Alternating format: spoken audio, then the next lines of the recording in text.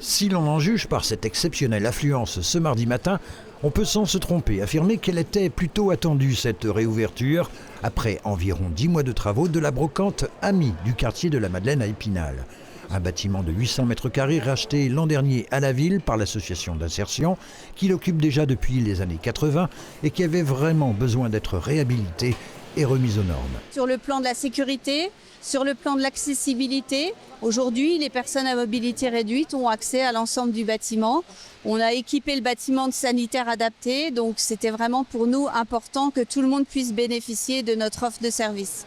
Isolation par le toit et l'extérieur, installation d'un chauffage au gaz, verrières double vitrage vont également et grandement améliorer les conditions de travail des salariés en insertion, des personnes éloignées de l'emploi, accompagnées et formées, et dont certains ont travaillé en parallèle des entreprises à la rénovation de ce bâtiment. Les entreprises ont pu travailler sur la partie des bureaux et de la réception. Et on a fait les peintures, ils ont fait diverses choses en termes de mobilier, en réemploi. Le bardage bois, ça a été fait avec de planchers de récupération d'une déconstruction de Vogélis d'Ormiremont. Combien de salariés travaillent ici ? Alors 150 salariés en insertion sur l'ensemble des sites de l'association qui sont accompagnés par 23 salariés permanents.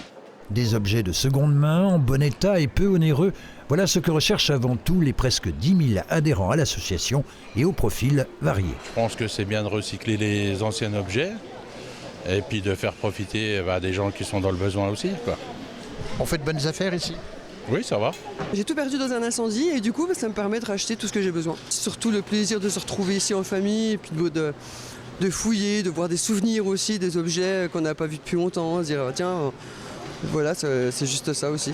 De son côté, la structure ne craint pas vraiment la rupture de stock. Depuis 2022, on a la loi avec nous puisque la loi AGEC, la loi anti-gaspi, on l'appelle, oblige aujourd'hui les entreprises à ne plus détruire leurs invendus et à les céder à des associations.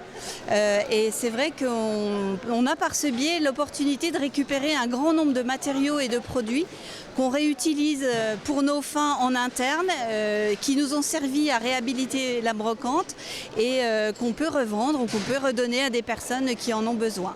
1 million d'euros environ, c'est le montant de cette réhabilitation subventionnée à hauteur de 40% par l'État dans le cadre du plan France Relance, mais aussi par la région Grand Est via le programme Climaction ainsi que par le Conseil départemental des Vosges. Le reste étant financé par des emprunts et sur fonds propres.